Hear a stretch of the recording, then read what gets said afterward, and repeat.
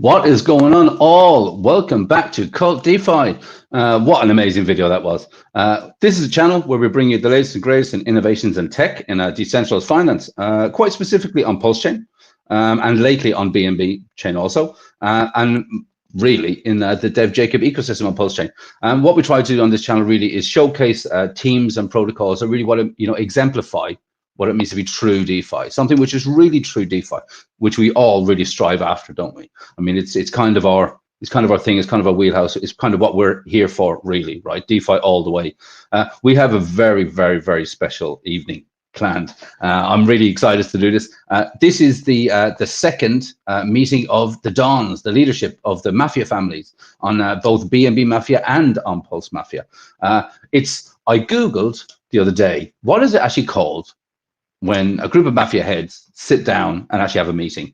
Because, I've just been, up to now, I've been saying just a sit down, basically, which, what you see in the movies. But apparently the real way to say it is the commission. Okay, so this is the second meeting of the commission. So welcome, everybody. Tonight we're going to have people come and go like we did last time.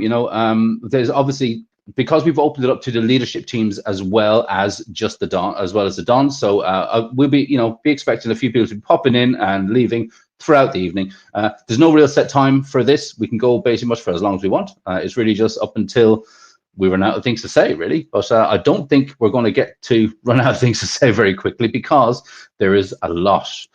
There's going to be some alpha share tonight. Like last time, there's going to be a quiz so we can see which Dons are on top of their game. And yeah, we'll have a bit of fun, right? So I'll start bringing people up here. So first, we haven't seen this guy in a while now, have we? Crypto Kool-Aid, how you doing, man? Good, man. It's good to be back. GIF says his regards, but unfortunately he's dealing with some family stuff. So you are stuck with me, unfortunately. Okay, that's no problem at all. No problem at all. We have, and I don't know if we definitely haven't had you guys on chain together, but Bob Tilladon is here, the #1 player on BNB from the #1 family on BNB. Hello, Bob. Hello, hello. How you doing? I'm Bob. I'm great. Nice chat with you. Yeah, very good to see y'all. Yeah, this is your first time streaming with Kool-Aid, right? That's right. Cool, cool. Yeah, we do a chat in the telegrams, but yeah, it's the first time we get to break some bread and talk fast and think quick. Perfect. And hey, and look, so we've got the gearheads, we've got the OGs. This would not be a meeting of the Dons without the Syndicate in the house too. Hello, Archie. There he is.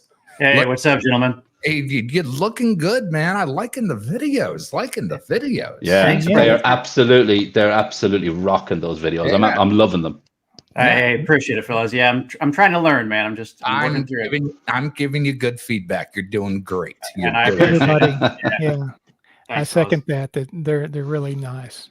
Well, what's important is getting gravitas and energy into it, and now with the advent of AI and video editing getting easier, you can get that stickiness there, and that stickiness is really what gets people involved, where it gets people engaged. And engagement is what we really need, not really have to have now, but it's what's going to drive us forward. It's what's going to drive the game when it launches forward. And just getting in that groove right now is paramount. We're in early access, so getting the groove now before we get to mainline is important. And yeah, they're looking great, man.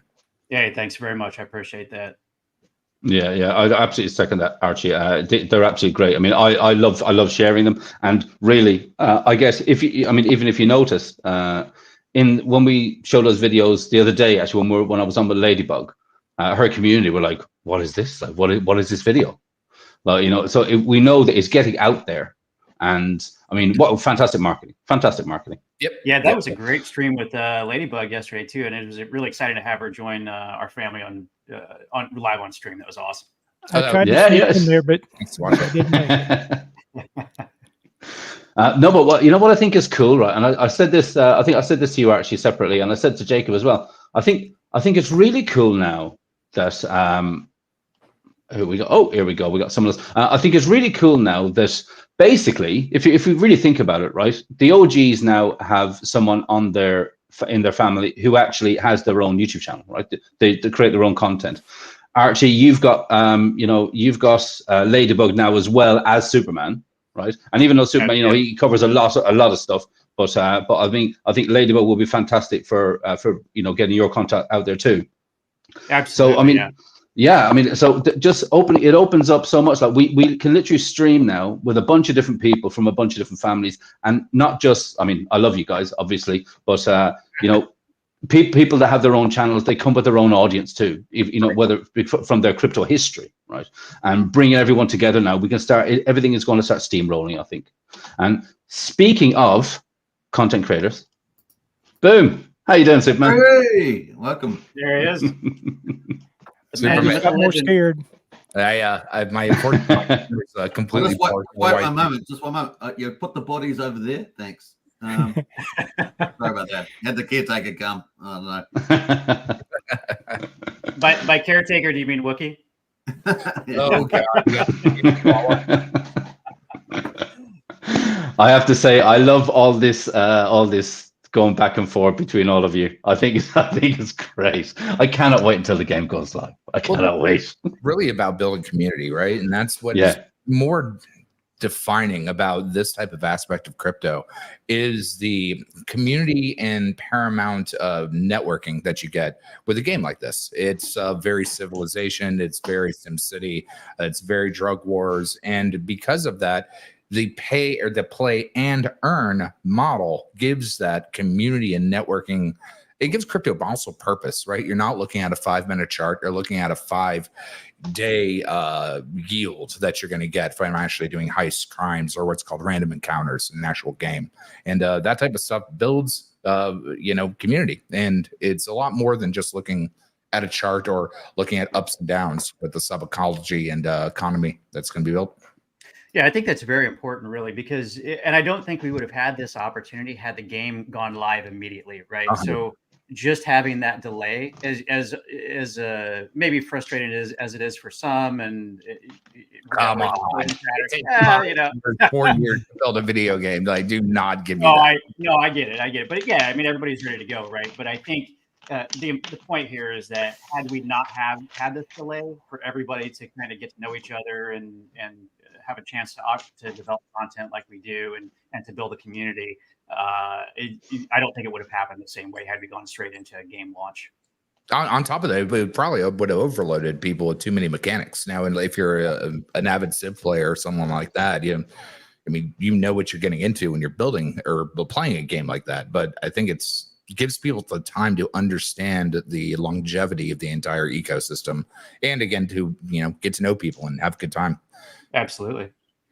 Well, the only way you're going to be able to play this game is to study it. I mean, this isn't simply going and shooting orcs or zombies. I mean, this is a very strategic, detailed game, and really only the people that study it and really take the time are going to be able to really excel at it. So that's the thing I like. Chess and checkers, right? They're using the same board if you want, or the same design, but it's the mechanics that change. So you can make it as simple as you want or complex as you want, and that's where the beauty is building that longevity of complexity that makes something that can last into perpetuity.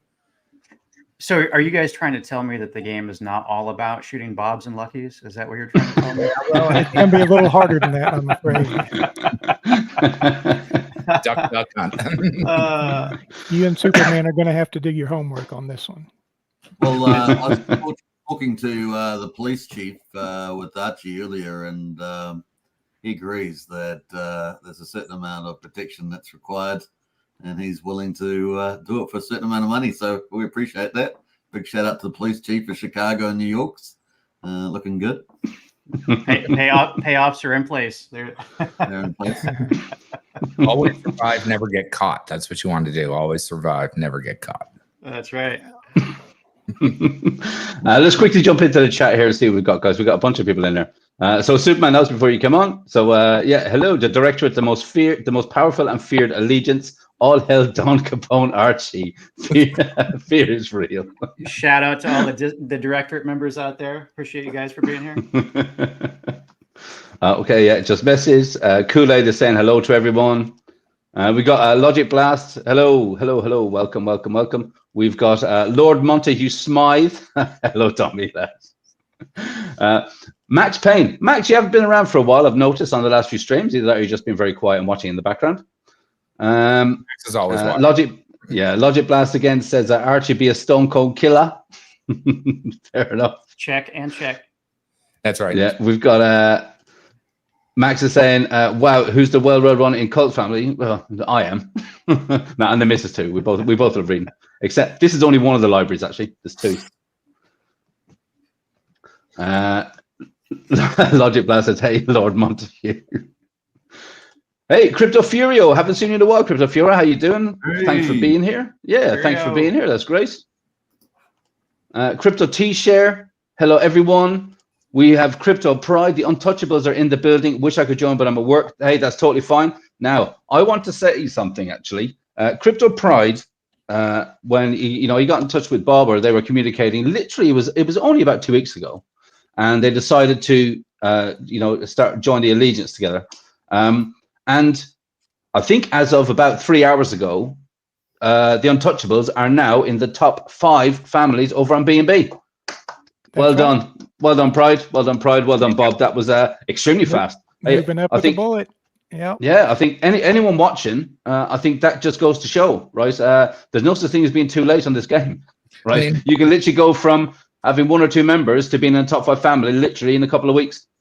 And you got to remember some phrasing that'd be better between the B&B and the Pulse side. Think about it like an Xbox game and a PS5 game. It's the same game on different consoles. And so, like, depends on what your network is on either. But since it's the same protocol, it's better to phrase how everything comes up together, because one's going to lean to the other, and then one is going to get thicker on one side, and that's going to get excitement on another side. Yeah, I just want to say, awesome. I thought it was awesome, the Crypto Pride out there jumping on board with Bob Tiller and the OGs. I thought that was really cool. It's great for the game. And congratulations on getting into spot number 5 for a brief moment. And we look forward to seeing you guys play the game. I do have to give y'all credit. I mean, we do copy things that we see that are successful, and I will admit that. And you and Archie have been the trend leaders on that. And what you've done on Pulse has been amazing. And I just felt that we really needed to have something similar on the B&B side. So I've worked with Crypto Pride on some other projects, and we've made a lot of money together. And I decided it was time for us to work together on this project as well. Yeah, fantastic. Yeah, you've done a really nice job, Bob, really kind of pushing things on the B&B side and bringing the community together, and the marketing that you guys are doing as well. That's very nice. And that's what's really cool, is that we have a cohesive goal in between 2 different chains on one same ideal and one same game, and they can shift differently. Whether it's families or and all the rest of that type of stuff. But just seeing how more people will be coming in and flowing in between one side of the game to the other is going to be really interesting to see, in 6 months after Game Coast launch. Because right now, again, early access, everything is still and can and should change. But once everything goes mainline, it's going to be really cool to see both of the chains, move in tandem. It's like a horse race. Yeah, absolutely. I'm sure Crypto Kool-Aid would agree that sometimes things are never what they seem. It does always depends. We have a quote here from Dummy. The first method for estimating the intelligence of a ruler is to look at the men he has around him. There you go. I think that kind of goes out to all of the families that we have representing here, right? Something which I think is really cool, and it's constantly noted. It's not something that happens every once in a while. It's constant. That everyone in your families are out there pushing it. You're pushing your own families. You're engaging people, especially over on X. I want to give a shout out to Max, obviously, because Max it's really started the recruitment extremely early. And he's engaging people an awful lot in the chats, and active recruitment. I think active recruitment is really something which is key for the game. Especially like we saw now with when Ladybug came on board. I mean, Archie was out the gate. He was out the gate. He had her. I mean, her character was up, and I think about 10 seconds later she had an invite. but not, but Two not invites. before. Yeah, I was going to say not Two before invites, Bob's yeah. neck went down. No, I think that's cool. I think that's cool as well. I think it's really cool that, you know, there's basically we have influencers over on the B&B side specifically now, you know, like Pride and Ladybug. They concentrate more on that side. I mean, we've got crypto Superman, you know, Hex token over here, Superman, who really concentrates on the pulse chain side. And I think it's really cool as well that families have their own individual. I mean, some of their members have their own, you know, they do their own, they have their own channels and their own outlets. I think as we start to progress and as the game gets bigger and we have more families, of course, and we have different influencers in different families, I think it's just the amount of content that can be made, both individually for a family, but also like get-togethers like this. You know, I think it's just onwards and upwards. It's onwards and upwards, man. I think it's growing and it's going to start getting bigger a lot faster now. You know, when we start bringing on people that have, you know, 1,000 followers between all of their sphere, if you like, 1,000 people community, and we have multiples of those. I mean, we're getting thousands of sets of eyeballs on us, which is what we need, right? Yeah, and Colt, I think the thing that Crypto Pride proves is, I mean, nothing is set. I mean, all it takes is one whale to come in, and they can take over the #1 position tomorrow. You know, so I mean, all you can do is just try to strengthen your family and build your resources and hope for the best. But there's a lot of money out there, and if they want to jump in, I mean, they can move up pretty quick. Yeah, I mean, I've spoken to, I've spoken to a lot of people, and they're on the sidelines until the game launches. They want to see the game launch, and then they said, yeah, absolutely, I'm in. You know, as soon as you guys goes live and I can actually really do something, then I'm in. So they're all coming too, you know. There is one caveat that the family structure and what you get as an early access member when you actually get into the game, and we're going to see this with the level up change that'll come with that patch. I literally haven't looked at hardly anything recently, but you do get some benefits for being in early access. The cost of families will change. Ranking to actually get into a family changes.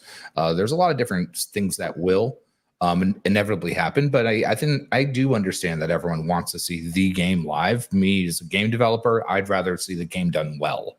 It's just more important to actually do the things correctly that need to be done to make this a dynamic and successful project. Definitely. And I think, you know, being with Jacob and being in his projects, I think we've all at some point put some faith in him. And I think, you know, hopefully we'll be rewarded with that when the game launches, because like I said, we're going to have a huge advantage over anybody that jumps in at this point, because we've been studying this thing for months now. You know, so, and the resources we've been able to build up until this point, it's going to be a lot of money and a lot of effort for them to catch us. That is true, but actually the economy and ecology of the game itself will eclipse the token price. I assure you that it will. And that's what's super actually interesting about seeing how both different ecologies and economies are going to work in between the BNB and the Pulse side. But yes, there's definitely a strategic advantage of having businesses and all the rest of that. The land grab is going to be a huge one. But I mean, I talked about, you know, movement, action, turn, and we still haven't seen those. Those are not still up on how you're going to be having those metrics, but the in socket of the tiles is spot on for what I said for a while. And that's going to be really important for people to take advantage of. It's just like playing Monopoly at that point with the land grab. It's very, very, very Monopoly on how those tiles come together. And then from there, you know, get Boardwalk and Park Place. You put houses on there. Eventually you get to a hotel. If you look at those mechanics and substrate of a lot of things that Jacob's done, like thank you, Richard Hart, was very akin to rock, paper, scissors. Looking at other systems and digesting those systems gives you a glean onto how something that should systemically work. And that's what's excited me since the beginning of this is I can see it on paper, understanding how it would be fleshed out in a full 3D game or something like that. And it's moving in a very accurate and perfect assessment of where I would want to see it going if I was behind the ropes building it myself. And it's like you're playing 4 games at once. Just like you said, you've got some of your favorite games all rolled together into one. So I think that's the thing that's going to be neat about it as well. Yep, and it gives real reason for real crypto on Pulse Chain and BNB too. I mean, there's no shade. I mean, a lot of us are, Pulse Chain people, but BNB has a lot of eyeballs from being Binance and all the rest. So taking the game and making it modular in between a multi-chain system is really interesting. Once it gets out of EA early access, it'll be interesting to see cross-chain connectivity in between both different platforms, since they'll be running on the same source network. So there's a lot of cool things that we're going to be able to see moving forward. But if you really take it back to like what are the core components of the game, you're going to understand a lot more for the new people coming in moving forward, because there is a lot to digest. How cool would it be if we had a bridged exchange? It could. There's definitely some stuff that we eventually, when it gets out of EA, we want to do with Gift Tech on this, and hopefully, add on everything that we can do. But yeah, a bridge exchange would be cool. Moving characters in between would be neat. There's a whole bunch you can do because the game is built in the scalable modular components.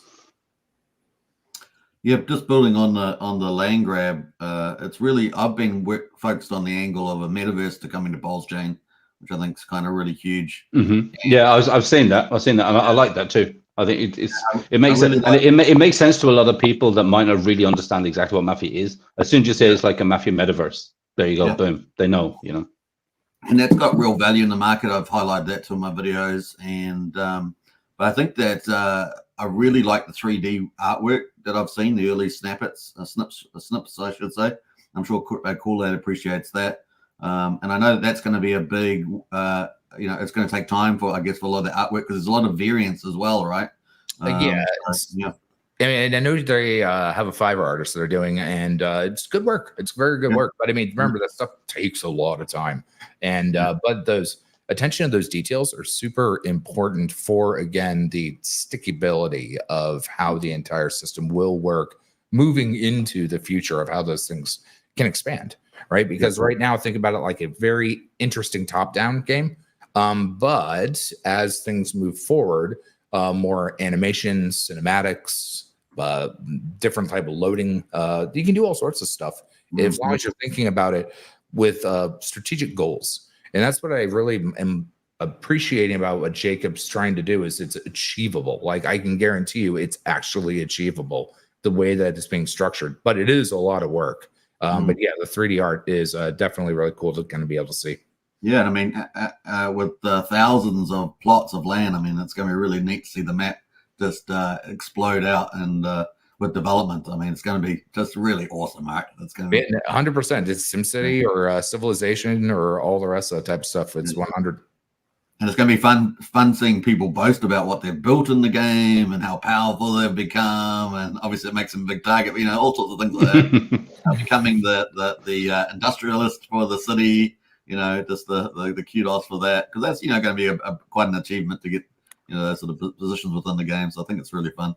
Well, think about it like roles. There are roles and dependencies that you want to, be the mayor of the town or whatever it is. And with that becomes responsibility.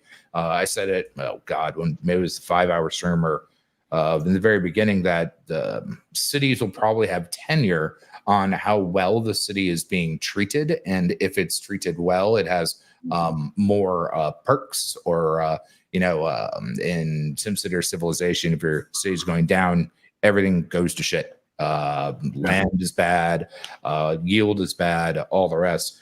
But you can facilitate better utilities of land tiles and make trade routes. So those network of different trade routes, businesses, and tiles together will make a very interesting scenario. So, for example, we have to see the placement, right? But if you have a casino placed next to a bank, that would be the easiest way to transfer funds in and out. If that was casino was next to, let's say, a booze warehouse or something like that, that would make your arbitrage faster and easier to go gamble. So there's going to be different ways that you can dovetail and twin multiple different tiles, mechanics, and parts of the city together. And I'd be curious to see if you can upgrade, let's just say, the ghetto to a more pristine version long tail down the road. But of course, that's when you're building a game in modular components, you can always upgrade it later. What matters is getting your milestones done for minimum viable product and minimum delivery, and then take DLC, or what you would call an expansion, later down the road. Yeah. Yeah, and I mean, we know that land titles can get upgraded, right? You know, throughout the game. So I mean, it's that the idea of, like you were saying, like gentrification, if you like, or something. I mean, it's entirely possible. Yeah. Yeah, no, I talked about that months ago, and I'm really excited to see that's coming into the play. Like I said, the one thing that we haven't seen that I was calling for the map update is turn, action, and movement. I'm really kind of curious to see how all that works, and it should-ish come probably with the map update, if not with the level up. I haven't even, again, looked at the wiki since I've been back. No. Oh, well then you might suck at this quiz that we have this evening, Kool-Aid. Oh, well. KvltDeFi, you're talking about the 3D artwork in the metaverse, and you're talking about zooming down to the road. That's some of the sneak peeks that you've had. Yeah, it's like street view, basically. Yeah, so you can do the overall bird's eye view, and then you can literally zoom in all the way to street view. I love it. And That's cool. And I think one of the things that Jacob mentioned, I think it was around the time when we had Player Plus come in and your avatar became animated. Like, I remember Jacob was on stream, and he said it would be so cool, you know, that if you can zoom in to like a street level. If you're going to do a hit on somebody, you will literally zoom in, so you're standing in front of the building where that person lives, and then there's like an animated, you know, simulation kill as you've killed that person.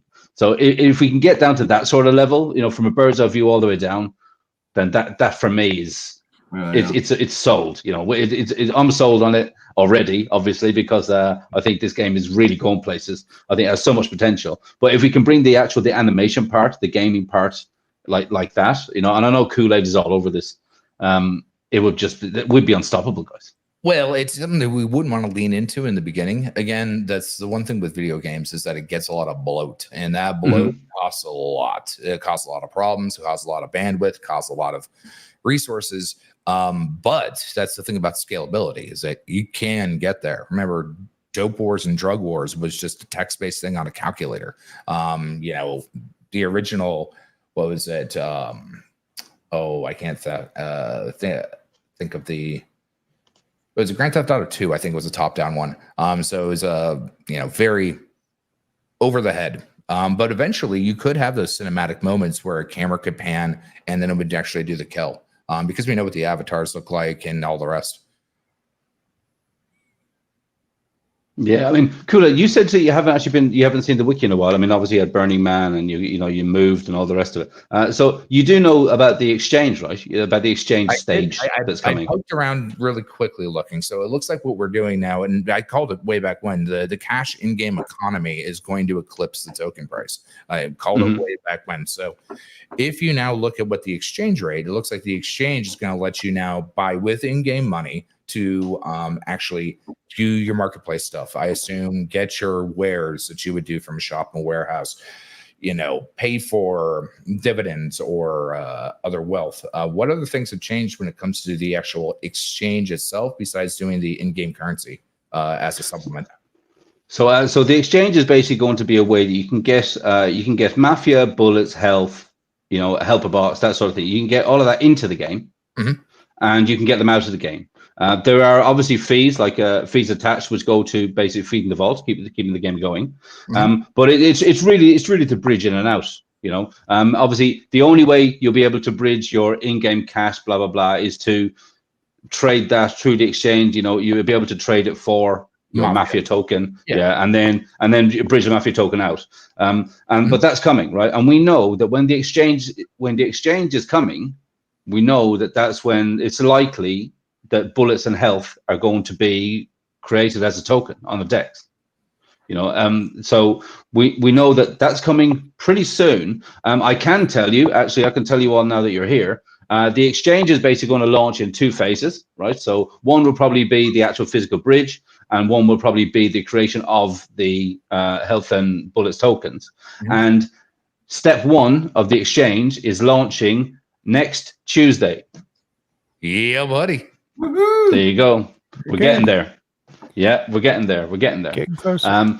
Yeah. So once the exchange is out, and then I know that the map is coming quickly on its heels, right? And we do know, again, the other stages after, I mean, map is obviously the biggest one, but after that, Jacob estimates that each of the other stages will take approximately 2 weeks each. So, yeah. Yeah. So basically, so according to those numbers, I know Super, you've gone through this a few times on your own stream. So I think you were planning for around the end of November, right? That was your kind of estimation. Yeah. Yeah. So saying my time scale after you do this. yeah. So basically, the sooner we get map and exchange, then the rest of it is, you know, as Jacob said, it can be done quite quickly. I'm personally most interested really about the kill simulation.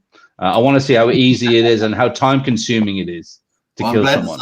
I'm glad to say I was only 1 day out on the exchange then. Well, so it looks like the exchange took precedence over map because it was map before I left for the burn. That's right. And, yeah. Then pre-ranking, wasn't there trade ups? The exchange basically replaced trade ups. Okay. And the other thing you might have missed, Crypto Call-Out, is when the announcement when the exchange got moved up and ahead of the map, and hearts and bullets got announced. We got moving to DEX and that, and the market place, bullets and hearts became a lot more popular. This is Sure. Yeah, no, it makes sense on how it all works right there. All right. And then okay, Jacob has just said step 1 of the exchange is OTC and conversions only. Step 2 is the deposit and withdrawal. Very cool. Awesome. That's it. We're getting there, boys. We're getting there. I told you this thing was feasible, and that's really like why I stopped in day one. I was like, I can see this coming to play on how I would actually do it myself, and it's looking good. This is exactly what you want to see. It's exactly the milestones you want to hit. It has a good cadence on the release set, so this is coming along fantastic. The OTC is going to be interesting because how is he going to drive that through his exchange and prevent people from doing it on their own? OTC, I mean, the first thing we want to have is the communication set. So if you did, with some way of messaging to actually put up a bid, and then from there have a communication to do the OTC. Right, but if I wanted to sell you or trade with you, I would just. I guess what he's saying is if you don't have trust in the other party, his exchange OTC will give you that ability to do it and not worry that the other person's going to steal your stuff. Exactly. But if you trust the person and you've had an experience with them before, and he's going to charge you to do that, it could be that it would be much better for you to build some trust and some working relationships with other people, because whatever he's going to charge you, you could avoid those fees. Well, yeah, I mean, it's using a broker gives you the benefit of having a broker, and there is a fee acclimated to having a broker. Whereas if you're, selling in interfamily, you don't really have that kind of a, kerfuffle of a worry. It also depends on what you're actually looking to sell OTC, right? And is it, where do you see a fee on that? He told me it would not be cheap because I had proposed a free way of doing OTC with the Mad King, and he shot me down. And then about 2 hours later, he posted a screenshot showing he was going to add it to the exchange. And he told me it would not be free. So, yeah, I won't say it was my idea, but let's just say I had made the suggestion. So it's basically in-game escrow. Yeah, right. Yeah, exactly. Well, and it's a huge feature because, just think, why would you want to take your item and if you wanted a bullet factory and the only way we could get it was off of the marketplace, then you're going to have to pay my $15,000 and then I get your bullet factory, and then I'm going to have to put my bullet factory on the market, and then you're going to have to buy it off the market as well. And while that drives the game and it feeds the vault for players, it's a very tedious process. It's easier for me just to message Kool-Aid and say, hey, you want to switch Medellin for Las Vegas? He says, yeah. I send his character mine. He sends his characters to me, and it's a pretty easy process. But again, you've got to have that trust between somebody before you can do that, because if I send him my bullet factory, he could say, thanks for the donation, and then just end it right there, and then I've lost my bullet factory. Sure. I mean, because that's whoever sends first is at a huge disadvantage. I think having the escrow, I think, is actually very important for longevity of the game, because again, we're not looking at a pump and dump or a meme token or all the rest of that. This is a self-breathing system, and so having that access to that is important. But also, that's why we have the trust and the relationships between the 5 of us here. I mean, we've been all bullshitting now for 4 months, 5 months, however long it's been, like all the time. So and that's another huge advantage that we're going to have, because we've got a previous relationship. All these new guys coming in are not going to know who to trust or who they can work with. Sure.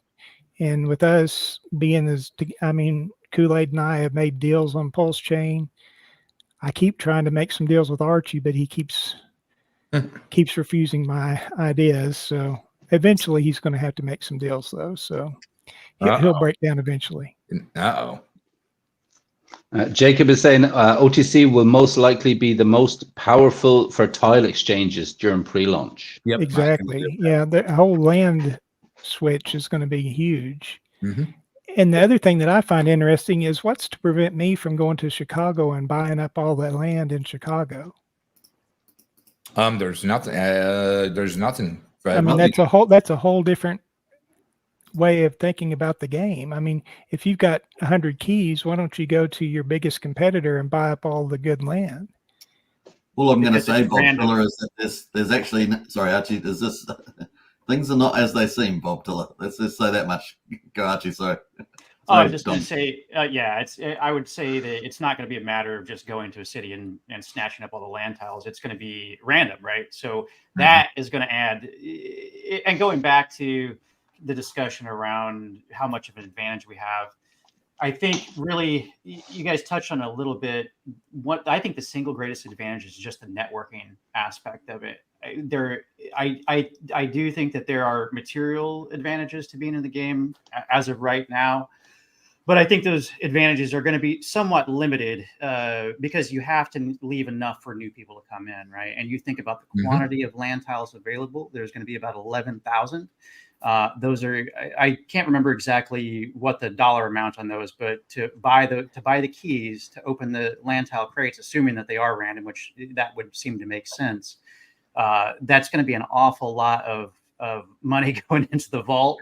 But it's also going to add quite a bit of complexity. It's not just going to be a matter of, hey, I'm going to take $10,000 and buy up all of the land in the city. I don't think that's the way it's going to work. Well, the thing that it says, and I mean, we can look at it and we can ask Jacob about it, but what land tile you get, whether that's a user tile, an infrastructure tile, an environmental tile, business tile, all that, that's random, but it says that you can actually select which city that you want to use your key for.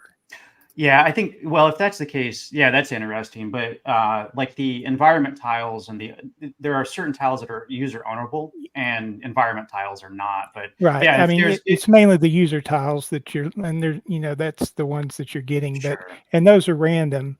But like I said, reading up on it, it sounds like you're going to actually be able to select which city you want to get your land in. So in other words, you're not just going to get a random tile and it's going to, like the businesses, it's going to be a Chicago, slum.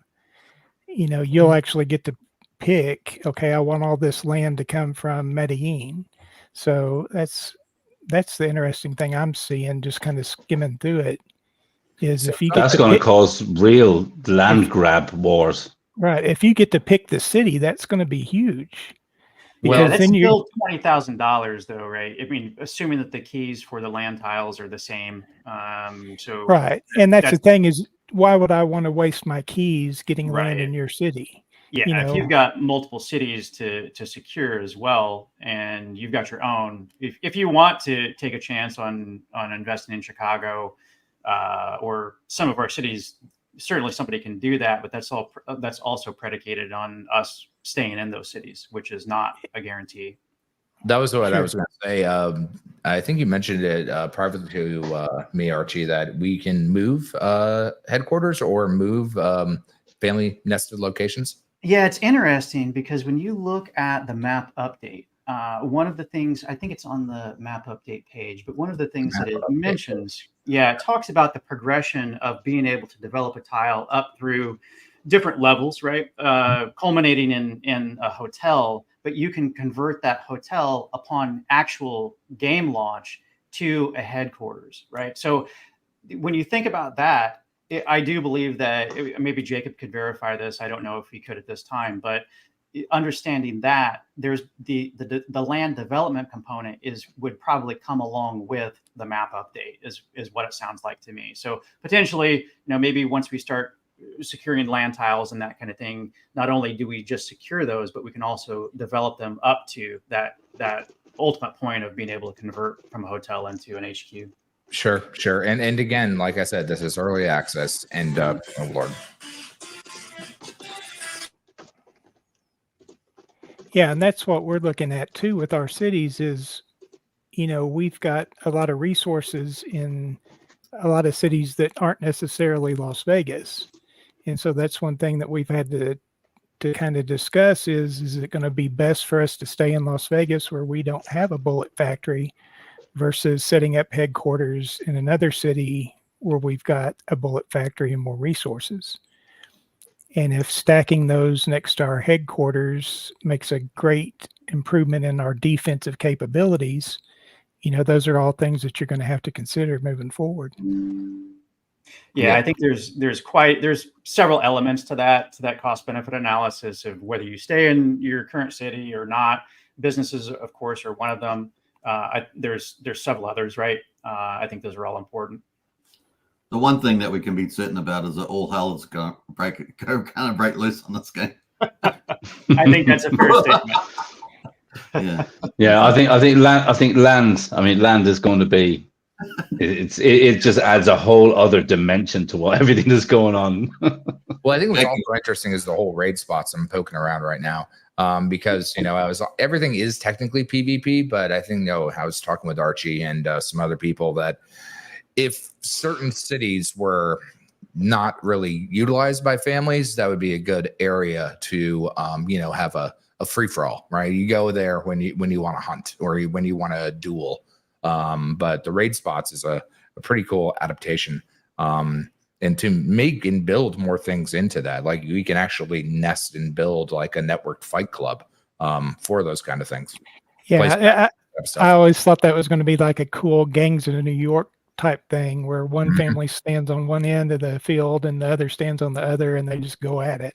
I think that would be a pretty cool feature. I'm the butcher, Archie. Don't you ever take it. I'm the butcher. now with that raid tile, I would ask you guys, do you think it's going to be a mechanic similar to like you would have in World of Warcraft, right? Where it's actually not a place where you would engage with other players, but a place where it's more of a PvP or PvE aspect, right? Where you're going into an instance-based raid location and actually fighting in-game things to get some sort of reward out of it. That's how I interpreted it. I don't know if there's other interpretations of it. Yeah, that's a good point. That's a good point. I was thinking in more of the PvP aspect of Fight Club stuff, but actually having a PvE raid like going into a dungeon would be interesting. I mean, there's all kinds of possibilities for sure. That's what kind of makes it interesting. Yeah. But I would push for the just all out, get it on, gangs of New York style brawl. Royal Rumble. Load up on some alts and just let them have it. Actually, over the course of maybe like the last 5 minutes, we've touched on quite a few of the questions that we have for the quiz. Do we want to get into the quiz then? Because it seems that some of you have done your homework and some of you haven't. I'm ready. Okay, the last time we did this quiz, people were literally just shouting out. I think one of the questions was about bodyguards. How many times can you upgrade your bodyguard? And people were literally just going 1, 2, 3, 4, all the way to try and get the right answer. So we're going to have to keep it a little bit on the level this time. So it'll just be sort of one answer, But before we do that, Jacob just commented something here based on what we're saying. It's player versus protocol. Yeah, that's for the raid spots, right? Mm-hmm. But it's the players end up fighting each other over the right who's going to beat the protocol. I love it. I just want to say something to Jacob. We have a Neo, so even though you're the architect, watch out.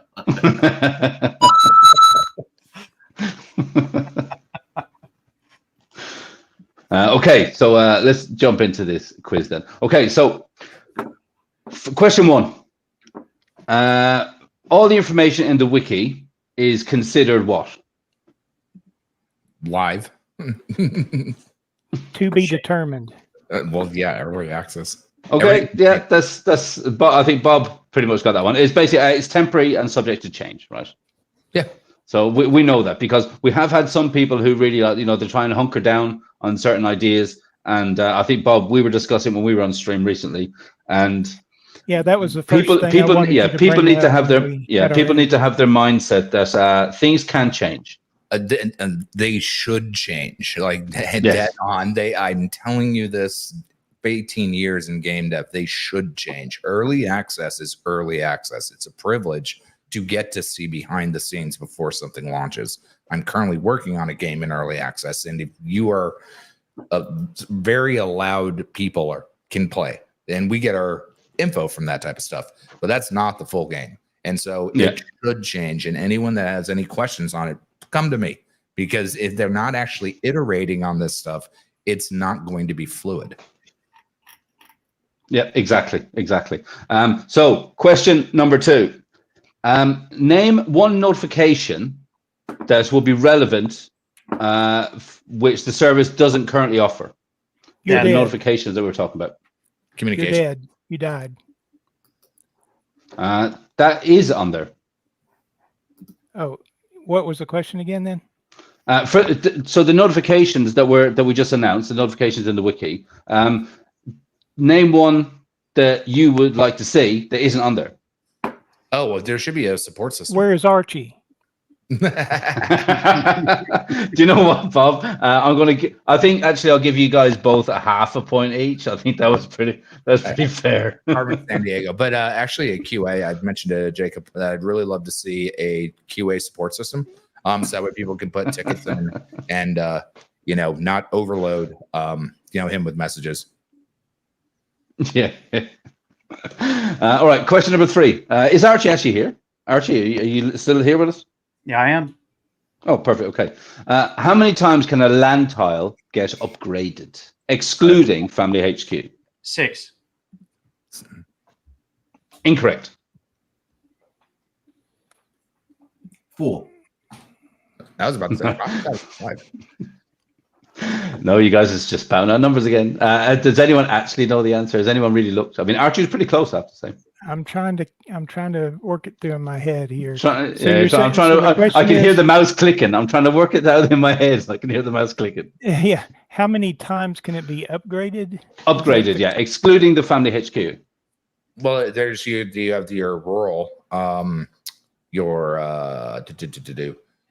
there's 4. You can go from the shed to the house to the villa to the apartment to the mansion to the office building to the large hotel to the family headquarters. So 1, 2, 3, 4, 5, 6, 7, 8 if you go all the way to the family headquarters. But we said excluding the family headquarters. So I will actually give that to you, Bob. Yeah, I mean, you're literally going through the wiki as we're talking. But I'll give you that anyway. I'll give you that because look, you were smart enough to go through the wiki. Okay. What's the most effective way to kill a family? Kill at the dawn. kill all the Don and his people that he lists as his beneficiaries. Well, yeah, you got to kill the Don, and you've got to kill everybody that the Don could name in his testimonial. and I believe is that really the most effective way? Because ultimately you're waging war against the entire family in that case. So is that really is that the most linear way to do it? Again, are you saying the linear way to kill a family? Like what's the most effective? What's the most effective way for you? Because obviously, if you wage all out war, there's a high chance that you're probably going to be killed. Infiltrate the family, and then you sneak in and you kill the Don. There you go. Okay, you win. That's it. You're the beneficiary. Infiltration from the inside, right? Kill from the inside. Well, right. technically, the other way would be to want to do is tiles, right? If you're playing a tile-based game, if you isolate the HQ, then they have nowhere to go, right? So, well, ideally, you would want to be the number 2 family member. Yep. And you sneak in and you kill the Don one night, and it passes to you, and you take over the family. Yeah, true. Okay, speaking of tiles then, okay, I've got a tile question as well. How many connecting tiles to your family HQ do you need to have a HQ size of 25? HQ size of 25. Well, probably you would at least need 5. Boom. Hex, there you go. That's it. That's the right answer. There you go. I thought it was 3. No, but no, it's a hex tile, right? So, yeah, think about it like a tabletop game.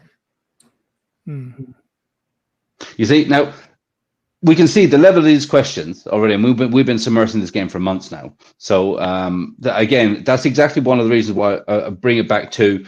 It's great that we have so many content creators, especially inside families, because as you start to onboard new people, you have the content creators there who can literally explain this to people. Explain this to people all over the place, because the wiki is absolutely massive, and it's changing and growing all the time. So stuff that we really nailed down and learned in the very the first couple of months, probably not even relevant so much anymore. Things are changing all the time, and we're getting bigger and bigger and bigger. So could you have 5 connected to one tile though? No. Think about it like a radius, right? So if you have a hex tile, well, in a tabletop game, you can go to top right, bottom left, and to go all the way around, and those nest together. So your HQ would be in a honeycomb, essentially. And that's how you would secure the whole thing. Okay. Here's one then. So how will the owner of a business item earn yield? It depends on what business it is. So if you have a shop, you would earn it from selling your stuff, or doing arbitrage in between narcotics and booze, or bullet factories, you can sell that. But it really depends on which assets you are earning yield on. What's going to be more interesting is where those can be placed into what percentage of tiles in the city. Like I believe you have pre-slotted slates for business items. I don't know if it's like one spot for the entire bullet factory. Like for example, a bank would be in a nicer part of town, versus a narcotics warehouse would be in a more shady part of town. But yeah. Okay, so in that case, so what impacts the yield effectiveness of a business item? Your bodyguards. If you've got the bodyguard that has a connector, then you're going to be able to potentially get higher yields. If you have a connection bodyguard, you're also going to be able, if you're a prime player, you'll get a 5% increase bonus in your businesses. Well, it's also if you're a family plus player, then you also may get a bonus on your business output. So there's several different ways you can boost your business output. Well, boosting in yield is different. So the bigger yield is going to be based on if your business is in the same city that your family's in. So if you actually have something on, let's say in Italy, right, versus the other side is I mean having it in a family controlled city, you're going to get 100%. Whereas if you have it in a city that's in the same region, you get 75%. And then if it's in a totally different region, you're only going to get 50% of your yield. Correct. You have to stake Mafia. You have to stake Mafia Correct. to get the yield from the business? I'm pretty sure. Yeah, and that's something new that they've come up with now. So yeah, in order to operate your business in the city, you're actually going to have to stake Mafia. So that's the other. Yeah, that's true, Archie. Yeah, Yeah, it's great. That's new. You missed that Kool-Aid. You've been in Burning Man, so yeah, 3 weeks gone. Yeah, that's a new feature as well, and I think that's really going to be good because you're going to be able to take some of the Mafia off the market by doing that. So if somebody wants to operate their business and get the most out of it, then they're going to have to buy Mafia, which helps everybody. So I think that's a neat feature.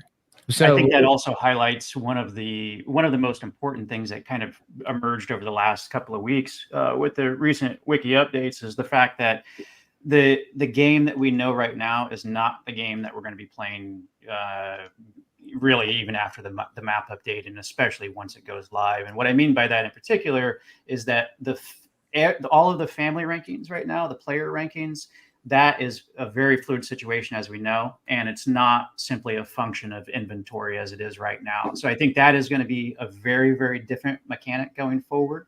Yeah. So if you are inventory rich and you're at the top of the rankings, I wouldn't expect to be that way for very long after launch. Well, you can't, because I mean, one player can't hold all this.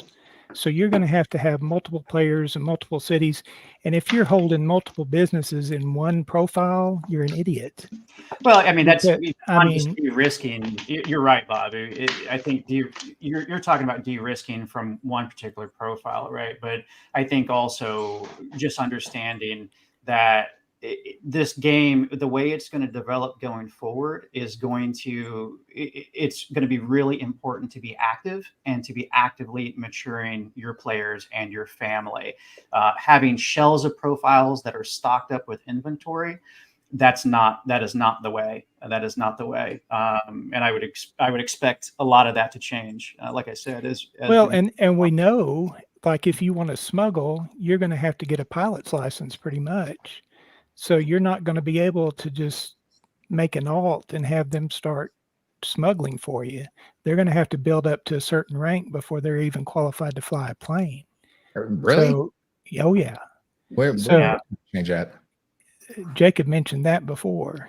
I forgot on what stream, but I mean, there's all kinds of different. So I mean, yeah, you're not going to be able, in order to actually play, and we know from the wiki that you can't even smuggle booze until you get up to a certain rank.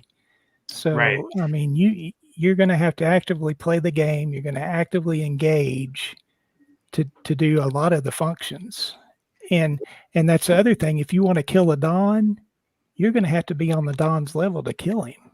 That's correct. I mean, you can't just get you a gun and a bullet and go kill a Don. Or any of the top tier ranks as well. Exactly. Yeah. So that's another thing. Yeah, you've got to be within 3 ranks to even think about killing somebody. So if Lucky goes out and he becomes he's got a lot of helper bots, and he goes out and advances his rank, Superman's going to have to spend a lot of money and time to get to the level before he can even think about killing Lucky. So, I mean, that's the whole thing, is people can say what they want to say, but nobody knows what it's going to take to do a lot of the functions in this game. And I think one thing that we can count on, Bob, is the fact that activity and teamwork are going to prevail in this game, and organization, and folks that might have 6 profiles that think that they're going to be able to develop those equivalently.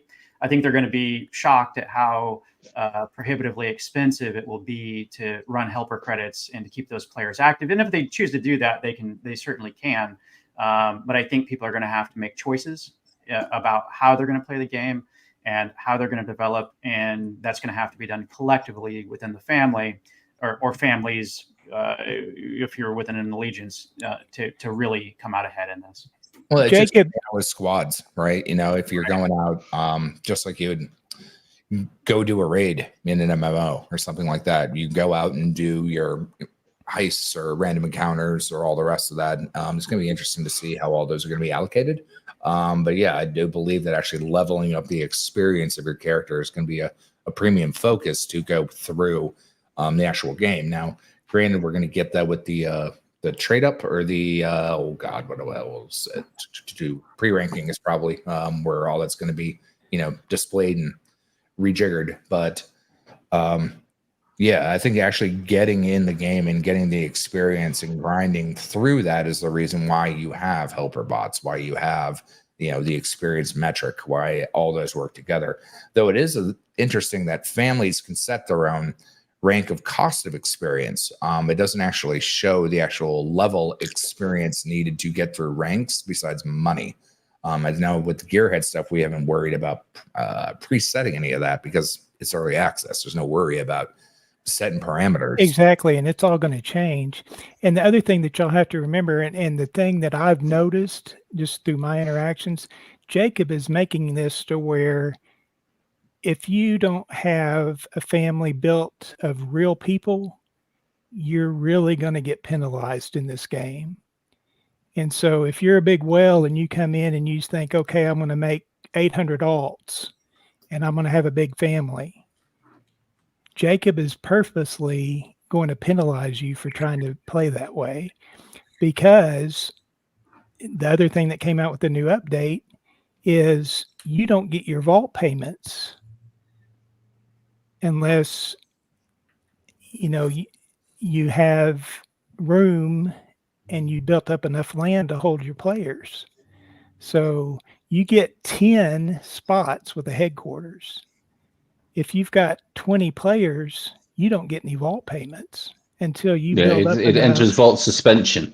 Exactly. And so people who come in and they make 800 characters and build up a big family, they may be 1 or 2 in the game, but they're never going to see any money until they spend a whole lot of money to house all those players in their city. So they're either going to have to kick out all the people in their city, or they're going to have to spend a lot of money on a lot of land to build a lot of connecting housing. So that's another huge part of it. So, and like I said, Jacob is making it to where if you don't have real players and you're just building up armies of alts, it's going to be hard on you. KvltDeFi. Yes, mate. Under ranks, there's the rank of chief. And that qualifies for a vault payout. Do you know any more on that? Hang on. I'm not actually on the Wiki. It's chief for vault payout, and then also I think that was also create a family as well. That's what some of the perks of being in early access, that you can actually make a family without having a rank of experience to go through the whole process. Yeah. So that's the interesting thing. I don't, have y'all ever seen those pictures of the detectives and stuff, and they got the big board and they've got all the pieces of yarn connecting all the little things.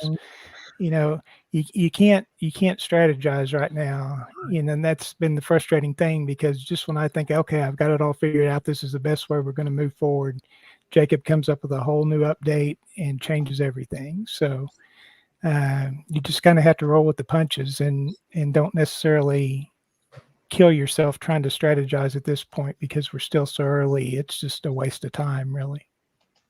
I wouldn't say it was a waste of time. It's just right. But it gets frustrating though. Being in early access is a privilege, right? And it's something that you should appreciate, instead of trying to figure it all when people are ahead of the process. Normally, when in an EA, your character would be reset. So there's ways of playing strategy before the game has launches. So right, and I think that's the biggest thing that we try to do is build that foundation, that scaffolding, so that we'll have something to build on no matter which way the game goes in the future. See, I'm wondering if you have a detective agency that you don't sell your slots to other people, so you can actually hoard out, the ability to not sell detectives. And that's another interesting thing, is how does the actual businesses get used based on in-socketed mechanics. So it's going to be really, really interesting to see. And that Kool-Aid, that's a big point that you're bringing up, is how's that going to affect trading? So if I want to sell, say that, I've got some cocaine and it's super expensive in New York. Am I even going to be able to sell in New York? Do I have to get permission from the Yakuza to trade in their city? It depends. We're gonna have to figure it out. I mean, all that will come with trade up, and realistically, it will come with action, movement, and turn. Like I said before, like all of those will come to fruition with that slate. I think that's going to be interesting, though, because if somebody tries to trade in your narcotics factory in your city, and you know that they're there, I mean, you could prevent them from doing it, or you could kill them when they showed up. It's going to be interesting to see how all that plays out.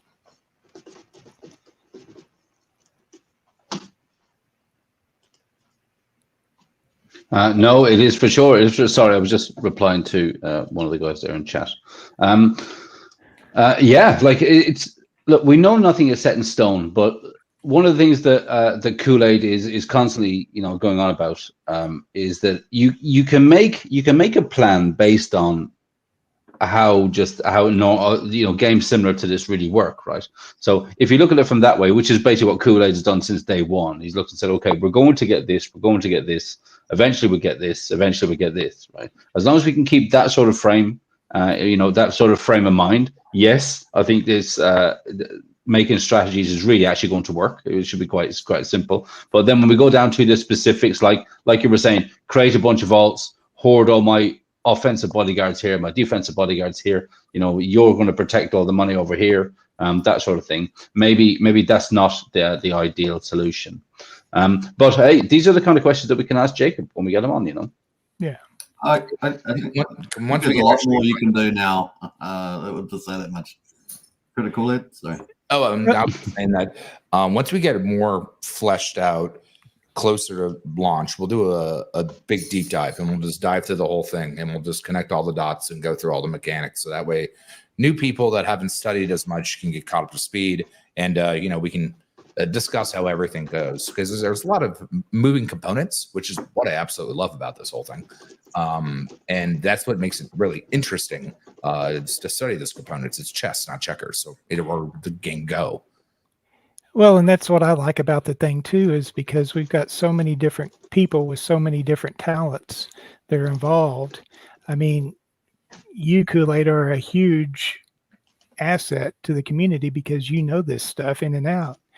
Archie is a huge asset to this community because of the stuff he can do with AI and the videos that he can produce, the gearheads and the videos that y'all have done. I mean, it's just amazing what, people are doing just out of their own, free time, pretty much. I mean, Jacob's not paying anybody other than maybe some keys, from time to time, but just the amount of effort that people are putting into this game, I think is really, really inspirational. Of course, we all have a motive. We all want to pump our own bags. We've all got, we've all got, money in the game, but it's just amazing what everybody's jumping in and doing. Yeah, we got the very quiet families. We got the Salamancas. We got the Mugnells. So they're out there too. Well, and I can speak for the Mugs. I don't know if any of y'all have had any interactions with them or not. Do you know anything about the Mugs? Okay. And the head guy, I call him Papa Mug. Mm-hmm. I'm 99% sure I know who he is. And if he is who I think he is, he's one of the most brilliant crypto investors I've ever come across. And he actually has a school where he teaches AI students. And so the majority of the members of the Mugs are students of his. And he's recently started a new business, and they're basically wanting to be in the shadows. They don't want to be known. They don't want to interact. They just want to make money. And so that's their main focus. But I can tell you right now, if Papa Mug, if he's who I think he is, he could double what he's got in the game tomorrow without blinking of an eye. I mean, that's the kind of guy. And again, I may be mistaken, but and I'm not going to dox him, but I've done some research and I'm pretty sure I know who he is, and he's a very powerful crypto investor. So, and that's exciting. And they've said that they're going to hit it pretty hard and get back in it pretty hard. He has kindly bestowed the #1 ranking to me, but he can take it back anytime he wants to, you know. So, and you can see, you see Jacob's comment on what you're saying. Yes, yeah, and so so I'm glad that Jacob's confirming that, because that's been a very big suspicion of mine. And like I said, Papa Mug, I pretty much 99% know who you are, but and I am impressed. Well, there we go. I think, all right, now you've definitely you've got my attention there. Now I think I'm going to have to maybe start doing some digging. Yeah, we're going to have to, for sure. I don't know, but there may be an Asian component to the mugs. They are not Italian. I think they're going to be more Asian, but that's the only hint I can give you. Wow. Okay. Geez, the plot thickens over on this game. I love this corner. I love it. Isn't it just so much? Like is this so much fun? Having this early access to this game is so much fun because we can speculate on every single little part of it, right? Until we actually get to really use what we're doing. Yeah, I mean, it's better that way. I mean, if you think about it, like chess pieces, you have to use everything together and unilaterally. Whereas, you know, checkers is very simple. You just hop forward and then jump over another checker. But getting all the time that you need to digest and utilize the connections, actually understand the principles of what the mechanics are, and you know, digest the systems, so it's more fluid. Gives you that utility to like building an actual city or building an actual simulation, or you know, it's a real video game. Real video games mimic real life in a proper sense. Mm-hmm. Right, and you've got all that technical stuff, Kool-Aid, but you've also got the social aspects. Mm-hmm. Yep. So you've got to master all the technical stuff like you're doing, but then you've got to talk to all these other people. And that's the first thing I did from day one is I started assessing Archie. And I wanted to know, who is this guy? Does he know his stuff? And is he a threat? And that's what I've been trying to do with everybody. I try to interact with people and just touch base with them. But you've got to know your enemy, you know, just like with anything. And so you've hard to know the enemy when you're looking at a brick wall. You can't exactly. I mean, when you're texting somebody, you can't really know them, but you can send some probing questions and you can do some things to where you can sometimes get an idea. Okay, this guy knows his stuff, and this guy's got a strategy for this game. And then you know who the real players are, and you know who the people that you don't have to worry about are. Yep. So who do we think are, except for the Mugnows, then who do we think are the dark horses in this game? The Salamancas, aren't they? Salamancas, yeah, I don't have any clue about who they are.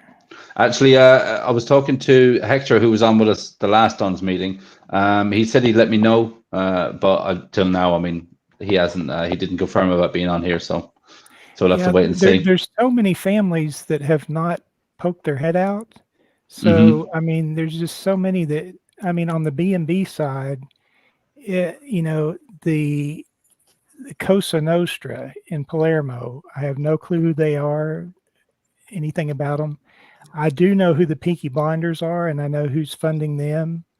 The cartel, they're in Las Vegas. I've tried to reach out to them, but have had no response whatsoever from them. And pretty much none of the rest of the the team. I think I know who Nucky and Messina is. Pretty sure I do. But the rest of them, I don't really have a clue. And like I said, they're never, in the chat and never promoting their family or anything. So, it's kind of hard to really know what, and a lot of those may just be Archie alts, which is what I suspect that the majority of them are. I can say that the Sal's and the Monks are definitely not Archie, but right. But Archie is everywhere. That's all I can say about that. He does a good job. I call him my little beaker. I'd like to know exactly how much money he spent creating alts in this game. I keep saying it's a lot. Things are not what they seem. Yeah. Well, and that's the thing that we've had a big thing, and that's the whole reason that we went to a tiered structure with our family is we had to weed out all the plants in our family. And we've still got some even in Las Vegas. And what they don't know is that we know who they are. And so they'll either be eliminated on day one or they'll be asked to leave before the game starts. But we're keeping them because they've got some resources and it makes us look good. But when things get serious, they won't be with us much longer. Do you think it's like that amongst, I mean, we've got three families here. Do you think it's the same on all three families, really? Have you, do you think that there are insiders on it within every family? I think Kool-Aid is already on Binance. I won't say that 100%, but I have strong suspicions that he may have members in both the directorate and the OGs. I'm definitely not on Binance yet, but okay. I assure you, you'll know. Jacob said Archie only spent 2,000 Mafia. That's right. Times 1,000. So that gets pretty expensive after a while. Yeah, Jacob will be able to join us. He's basically under the weather. He got sick last week, and he's still cooked basically. Well, so he's going to give it a miss.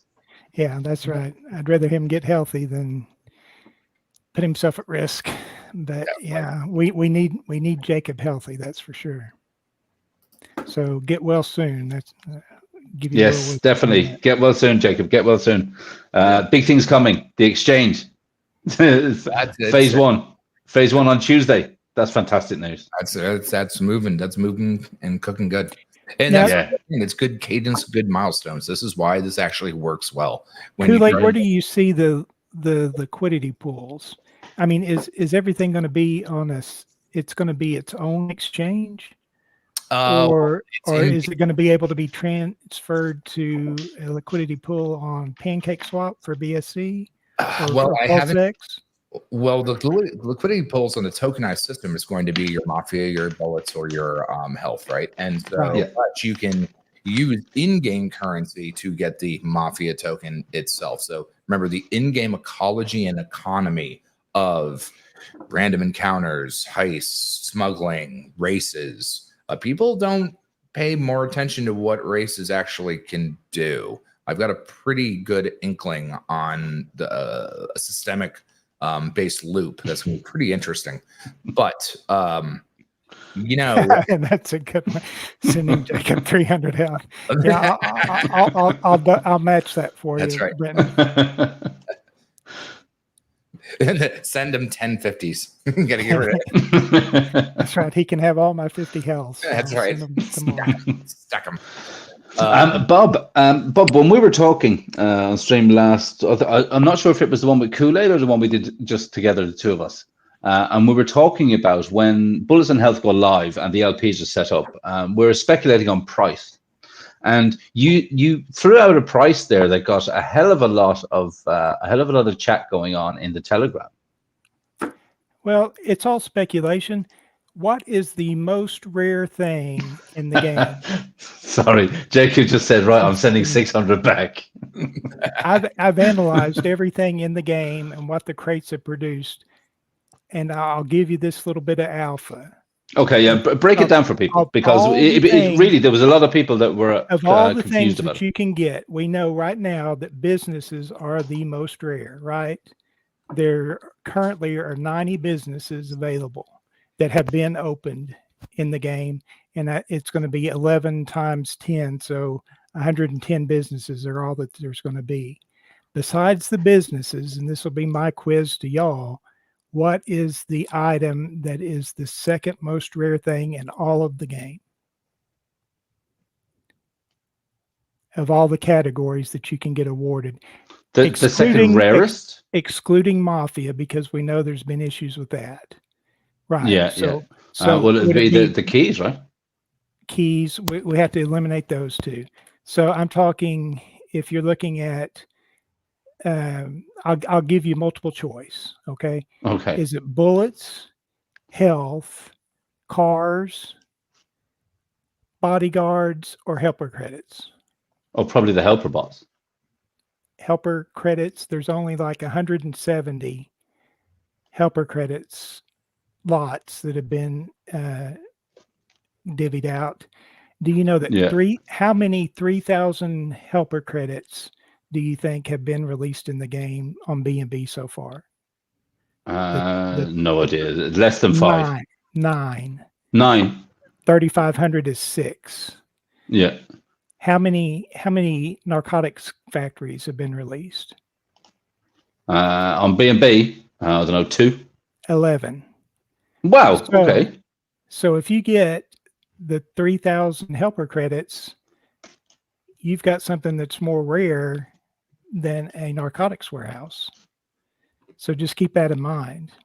Yeah, I mean, with the helper bots, really. I mean, here's one of the questions that I had from the quiz that I was going to ask, but we don't have to make it a quiz question now. But I would put it out there. What's the most important action that you can do with your helper bots? The most important action. It'd just be to rank up is what I would think. I don't know exactly if there's a specific action. It would be purchasing bullets. Get it to buy bullets, buy while you're not around, right? We know that bullets, when bullets come out and the LP is set. Yeah, well, I mean, that's going to be all dependent on it's going to go insane. That's going to be dependent on how much money you have. But why don't you set it up to steal cars? Yes, you can. You can set up the steal cars and then crush them, of course. Then you can sell those for in-game cash, or you can convert those to bullets. So to me, that would be more, and it's not costing you a dime to do that. So yeah, I mean, there's all kinds of different ways to strategize, but yeah, and Kool-Aid with his racing idea, there are little things all within the wiki that if you don't read it closely, you're going to miss, and it's going to make a huge difference in how you're going to be able to survive and maintain your wealth in this game. And Kool-Aid knows what I'm talking about, but there's one specific thing that you can store your wealth in to where it can't be stolen from you if you were to die. And that's another little nugget that we'll keep to ourselves. But like I said, you really have to study this game. Okay, are you reading this? Moondog is here. Hey, Moondog, welcome in. He said, okay, but Bob Tillett, Jacob put an update about different baskets of assets that is worth amending. Namely, helper bots will have a fixed price from the protocol eventually. Other items won't. The other thing about helper bots is you're not going to be able to use your in-game cash to get them. According to the wiki, the only way that you're going to be able to get helper bots is either by paying with Pulse or BNB. So don't think you're going to be able to build up a big bunch of in-game cash and be able to go and buy helper bots. So that's another aspect that you have to keep in mind. Moondog, what up, buddy? But yeah, Moondog is getting into it over there on the Telegram. Yeah, well, Moondog knows his stuff, and you have to be able to interpret how he presents himself. But if you can understand his code, He actually shares a lot of really good information. I love that guy. He's fantastic. I think he frustrates Archie pretty bad with some of the stuff he posts, but he's got his own way of communicating, and you just have to figure out his code. But once you do, he's a brilliant guy. He's a brilliant guy and good friend. Once you figure out his code, you can get some really good information. So Jacob just said you can spend in-game cash on the marketplace to buy game keys. That's a big one. Yeah, that's some great alpha right there. Remember, that's the ecology and economy of the game. The tier of token at the very top level. It's very crypto bro thought. Everything else is more game design document. And so when you think about an actual city, right, when you would actually build an economy in a city, it generates yield, wealth, and utility. And so that itself will roll back over to giving yourself the ability to, let's say, use a helper bot to do heists and crimes. From there, take those in-game yield to then get keys to get land, to then nest up your multi-segmented tiles. Go ahead. And sorry, I don't mean to interrupt you, but what I was going to say is what that did, that one statement from Jacob, is prove that for 2000 Mafia, you don't need to invest a ton in this game. If you create a character and you work your butt off and you earn a bunch of in-game cash, then you're going to be able to get the keys to get the items, to get the land, and get all the other stuff you need. So that one statement right there was the biggest alpha we've had, that you're going to be able to use the in-game cash to get keys, because you're not going to have to sink a ton of money. That's where I've had a lot of pushback on this game so far, is because people are like, okay, well, I've got to buy keys for this, and I've got to buy keys for that. And it's just key. And it's just more money and more money and more money. And so Jacob has just eliminated that argument now, because if you go out and you smuggle, or you go out and you steal cars and you make your game cash, then you're going to be able to get the keys to get whatever else you need. So that was... It'll be interesting to see what ratio it works out to be then. Right. Well, I'm really excited about the economy overall, and obviously that update there.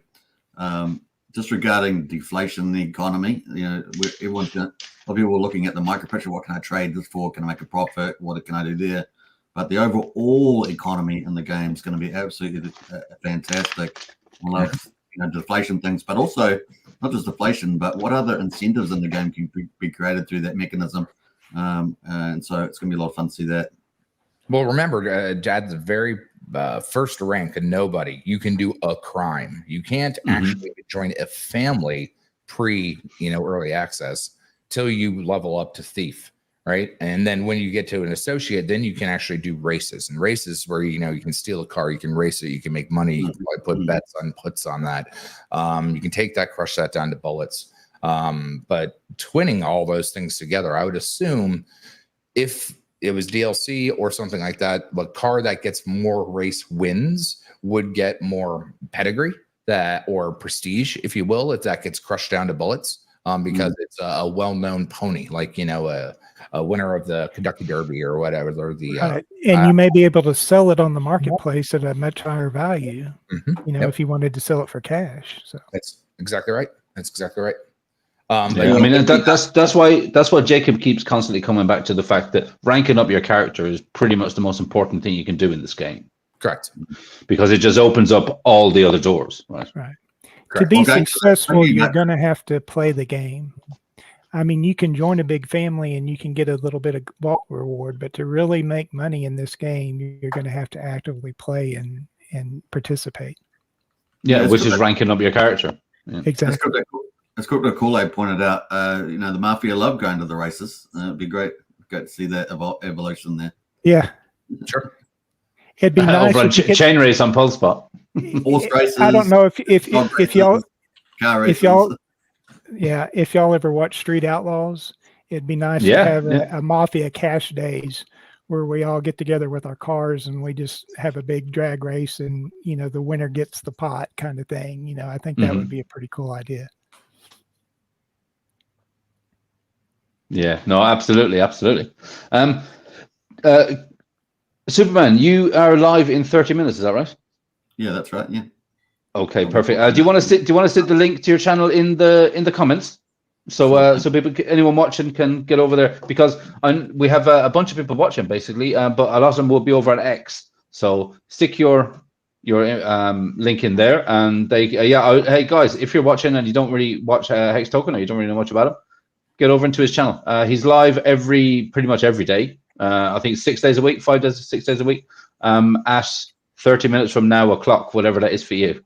Yeah, I want to salute Superman and everything he does. Yeah, absolutely. I've been watching him for years. I got so nauseated here lately with the directorate stuff. I can't watch because it kind of turns my stomach now. But he does have some really good content. So yeah, don't miss his stuff. It's good if you can get through the directorate shilling. You know. Oh my. So with the bank, I don't know if Jacob wants to. It was something that changed with the entrance that you got earned, or something of that nature. Right. That was one thing that I was, Colt, when I came on for my interview, I was going to show you how the Bullet Factory was the 6th most valuable asset in the game. That's right. I remember you mentioning that. Yeah. And that was all based upon what you could get with interest in the bank.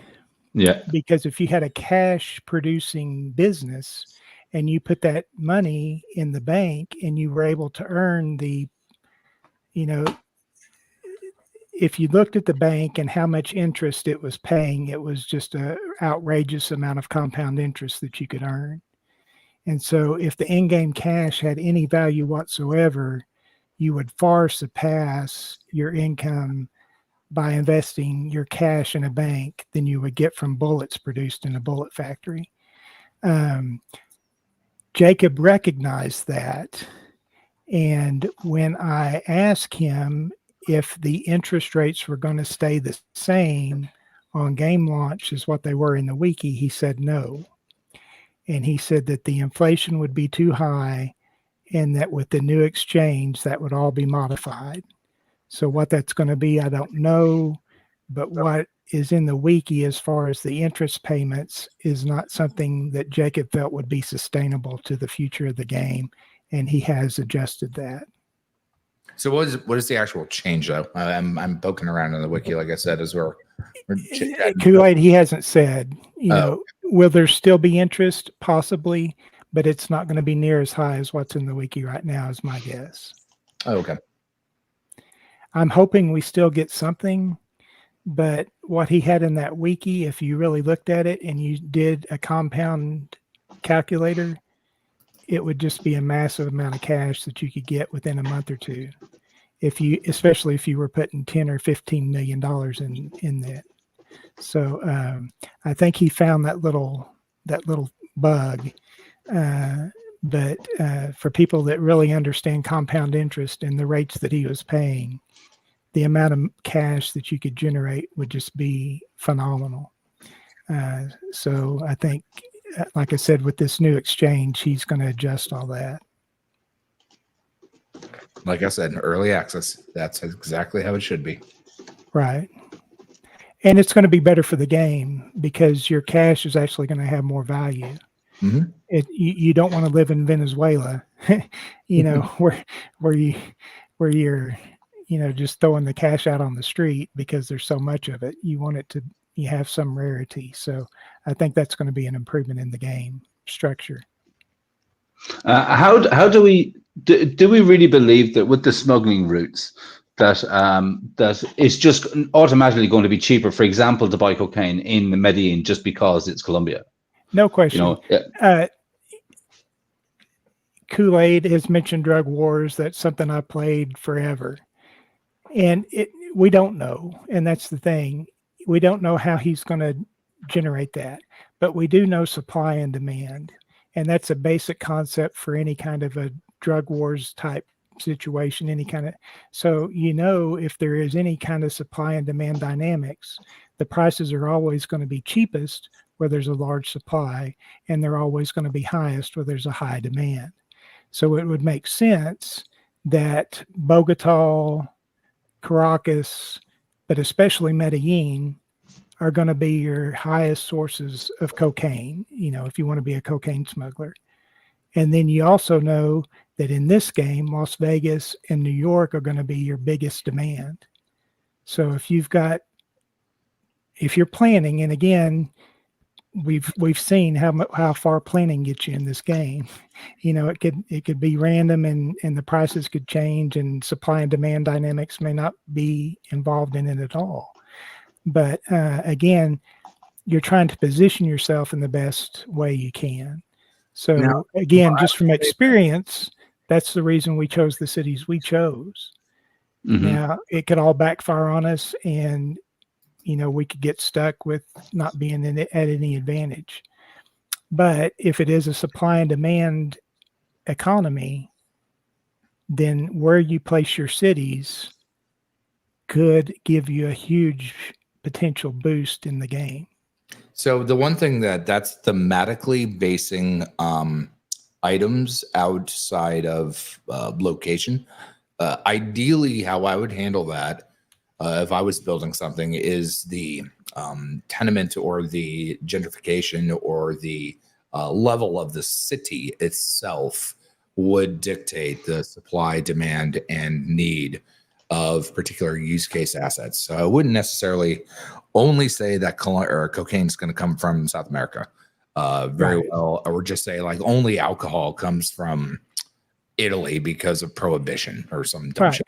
And the other aspect, it could be simply the busiest cities have the highest prices, and the cities who have nobody are going to be the cheapest. So that's the way you would think about it, right? Right.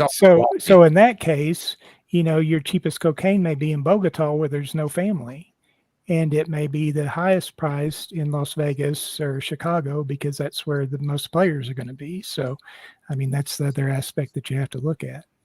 Yeah, we'll see how that works. When it comes to, it's all interesting ideas to hash around on how all that will work. But I wouldn't thematically say that just because South America generates a whole bunch of coke that's going to be a cheaper place. Yeah, and that's the thing. There's no clue and nobody knows. You just try to guess as best you can, but ultimately Jacob's going to structure it, however he wants to structure it.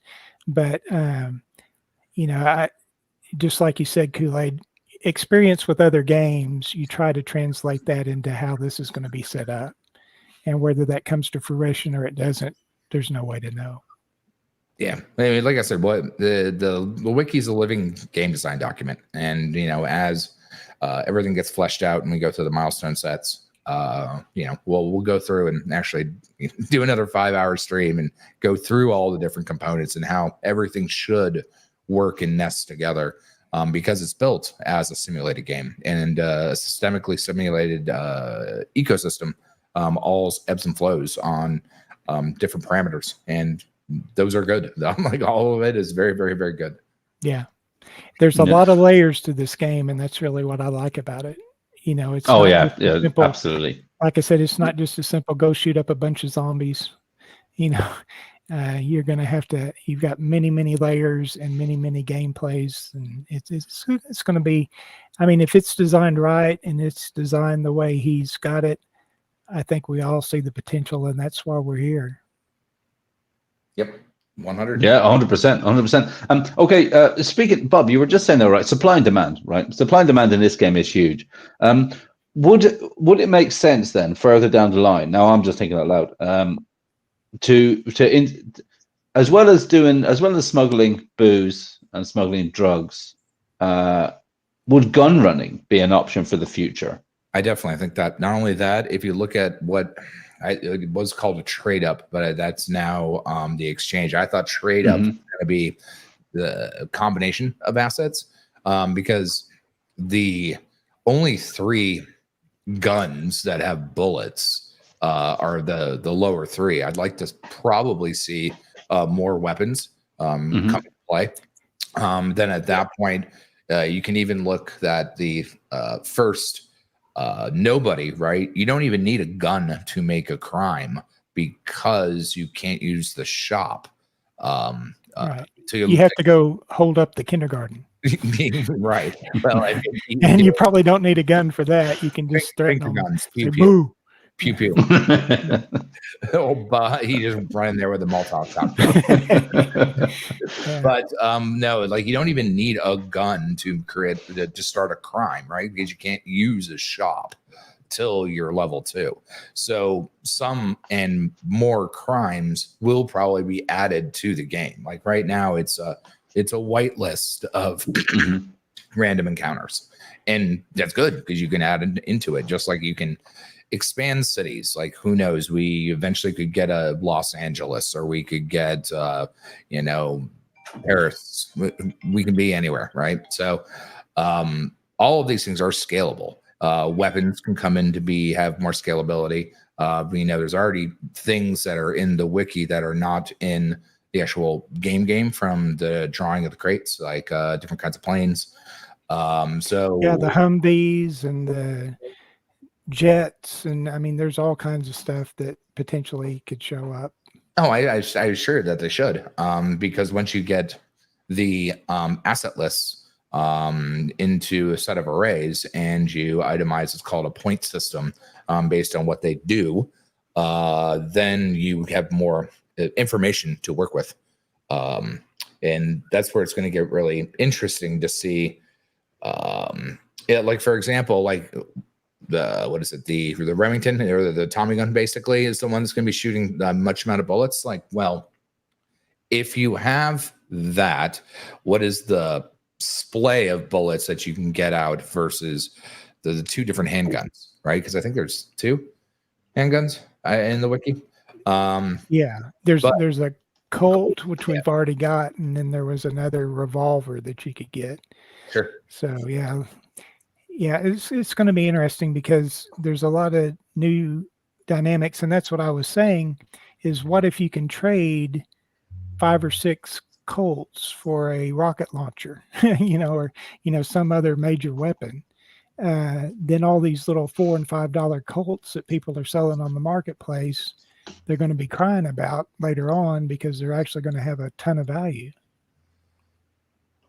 Jacob has just said all successful crime actions earn you in-game cash inflation and rank your XP. Kool-Aid, do you think quite a bit of role for, we've got obviously experience, but a role for reputation? Well, role for reputation. It's honor points, no? Yeah, but there's there was a mention of that. Yeah, there's 2 variants on that. So yes, I think honor points can give you, it depends on how you'd want to look at it. Again, it's a living game design document. So honor points would allow possibly witnesses to not report you. Like if you, like say a Robin Hood in a city, and you go steal a car in a nicer part of town, your honor points would get it where you don't they don't know your location. Honor points could also be it that you could smuggle in between a different city and go under the radar, right? Like a coyote or something like that. I like that. Yeah, so like depends on how it flips the witness, and how all those work together. Honor points could also make it where you are not found by a detective easy in a particular city. So yeah, I think honor points on how you actually act within a frame of the place that you live in or in different city that you exist in. So your honor points could be tallied up to particular different cities. So let's just say we're, in Vegas and Gearhead. So our honor points would go up to the Vegas side. But if we did a whole bunch of business arbitrage, smuggling, crimes, tipping off the locals or bringing business to them, you could get honor points in a different city, which gives you different perks. So it depends on how they're going to be opening up the stat slots of how it works. And that's what I kind of would consider this more of like a pen and paper game, looking at character stat sheets and how all those points go into it, like you would a D&D game or Baldur's Gate or any of the rest, and thinking like that. But yeah, honor points I think are going to be pretty interesting to either get around a particular type of I am caught in a crime situation or escaping when you do get caught, or to be able to, possibly allow someone to trade under the radar based on your honor points could give, let's just say, your character the ability to smuggle in Vegas without a tithe or something like that. But yeah, I do think that that's going to be where those the wheels turn from the witness and the honor point side. Yeah. Would you like to see? Would you like to see more lawfare and maybe mafia people being pulled into court cases and that being like a public news thing? It would actually be pretty interesting, because that's what we want to do with the gearhead side, is actually do in-game animations, machinima, kind of like what GIF was doing before. We're just busy doing Pulsar stuff, and we'll be doing, once we get all that launched, we'll have more time to do more gearhead animation. Superman. Yeah, I think building out the lore is sorry, Bob, just one second. Building out the lore of the characters, Superman, I think that's a great idea as you move forward. Well, that's exactly what we want to do, is we want to actually build an entire lore-based system of what the achievements that you get is obviously on your character. Your achievements that you get is obviously on the blockchain, because it's and recorded. So at that point, using those heists or those DB Cooper, right, the guy that robbed the bank and jumped out of the plane with all the money, and the FBI can never find the guy. Those kind of things make you immortal. That's what makes your character immortal. And actually, that's what's the most important part about your one death and one name, one wallet, is because of that immortality of that in-game lore experience and closure of what you got away with. Right. And that's why it's called a roguelike game, for that reason. When you have one life, one experience, you go hardcore, and when you're done, you're done. But you're immortal. It's going to be interesting to see who develops legendary status in this game. I would love to mention playing the game, and then suddenly you have the whole website does explosions or something happens because maybe one of the Dons has just been murdered or something, or maybe someone if it had a ripple effect and the whole family felt it. In the whole game, like there's some animation that pops up, blah, blah, blah, blah, or something, and then or maybe someone gets dragged into the courts. Some high-profile family player gets dragged into the courts, or maybe there's some killer on the loose that's managed to have a string of kills in a week, and it's just like bang, bang. This guy is taking out 3 people. Something like the old school, like the old 1920s newspaper bulletins. You mean? Yeah. That'd be great. Yeah. What I was going to say would be interesting is, what if Lucky has a trial in Chicago, or what if Archie has a trial in Las Vegas? Yeah. That kind of you wouldn't. Maybe they go to jail. Want to have a jury. They get broken out by the Mafia family. Maybe that's the thing too. It's things like this. Really. As evolutions of the game. That's where you get what would be the term for it? City-state encounters, right? Random encounters are going to be something that you actually do, a quest, if you will, in a situation. Whereas city-states, let's say Chicago gets caught on fire, or Las Vegas runs out of water. But you could also have the other way, where if people are put in jail, they could break you out, or there's just so much you can do to expand on how this works. Again, just look at proper types of games with just implements that are very, very, very successful. And that's pretty goddamn exciting to see it on the crypto side and on Pulse Chain and multi-chain. Again, Xbox and PlayStation 5. It's the same game, but ported onto 2 different areas that gets momentum. And that duality, like I said, could be really, really interesting how the economic energy moves and flows in between cities, growth in between cities, especially with the tile upgrades. You already know that you can upgrade from shed. Where was it? There's 4 different types of 7. You can upgrade 7 times on the tile. Those are tiles. Those aren't regions. Remember, Monopoly. So, I saw this. Yeah, you got the slums, and then you've got the elite section of town. There's 4 for them. Yeah, there's 4 different city zones. Yeah, yes. There you go. Yeah, but if the zones could theoretically be upgraded as well if you are taking care of your city, right? Because you already have, oh God, there's so much things to click around. Right. Well, the slums in Beverly Hills are better right. than the slums in Chicago, you know. Sure. So common, middle class, upper class, elite. So city zones right there, and building designs, 3 variants, elite zone, but city developer, right? If your city developer is doing a good job, then possibly you can upgrade the actual regions to be better than, you know, common, right? More will be elite. And then from there, you upgrade those buildings on those tiles itself, just like Monopoly. Does anyone right now have their eye on becoming one of these city developers? Like personally, not outside of your family? I'm definitely going to. Are you allowed to say? I mean, clearly. Yeah, I mean, it would bring you a huge advantage in the game. That's for sure. Oh, absolutely. Yeah, for sure. Yeah. So I can tell you right now that I'm storing every key I've obtained, and I'm going to have a bunch of keys to buy land with. Now, whether I get that designation or not, you know, it doesn't matter. But I think it is going to be. I think if a family is smart, their Don should be their city developer, because the Don will have his maximum protection if he plays that role in the game, if you think about it. Yep. Hey folks, I just need to jump out now for my own show, but big shout out to all of you. Keep up the awesome work. And Pleasure talking to you, Superman. Best of luck. Right back. Cool, brother. Thanks very much, man. All right, take care. You're not near as scary as you claim to be. The fear is real. All right. Take care. What a nice guy. He's cool, isn't he? He's great. I've talked to him for years now. Yeah, he's a good guy.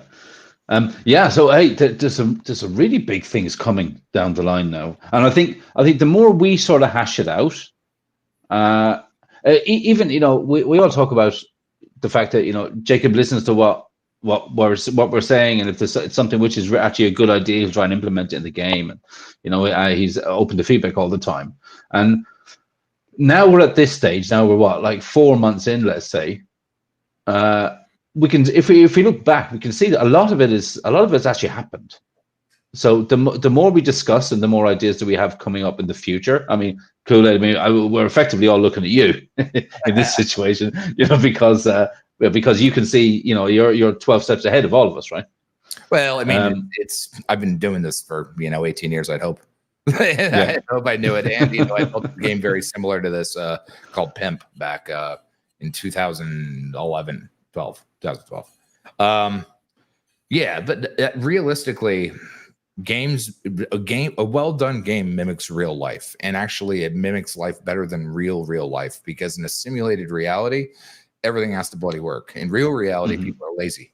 People don't want to go to the job. But in an actual simulated game where you're, I mean, doing Unreal type stuff, simulating lighting effects, caustics, animation, you can scale it back with that same glean and guise on what you're actually looking to do. So realistically, study real systemic game systems, bonding loops and reinforcement loops. You know, I tell people to listen to Mike Sellers in systemic game design all the time. And I even listen to new stuff I find by him. But if you do that, you're going to really start to understand what goes behind the curtain, because you're going to see how everything gloms and cogs together to be a simulated systemic use case. And that's exactly what you want. So, you know, as we move forward, I'll gladly sit and start to break these things down, because I have a really damn good gut feeling where I think they're going to go, and where they can expand to once we get out of EA. And really just getting out of EA is the most important thing that I know everyone, you know, is all butthurt that it takes time to make a video game. But, you know, it's kind of like pre-ordering a game, right? If right now you go buy a video game and it's not out yet, you can pre-order it. And God knows if it's going to get shipped or not. I've worked on video games that people pre-ordered that we did not ship, and they had to get a refund. So, I mean, like, this stuff does happen in the real world when you're actually doing these type of things. So, yeah, it's going to be great to see. Yeah, I think so too. I I agree. mean, for me, I think these raid spots are something which is going to be really important for us.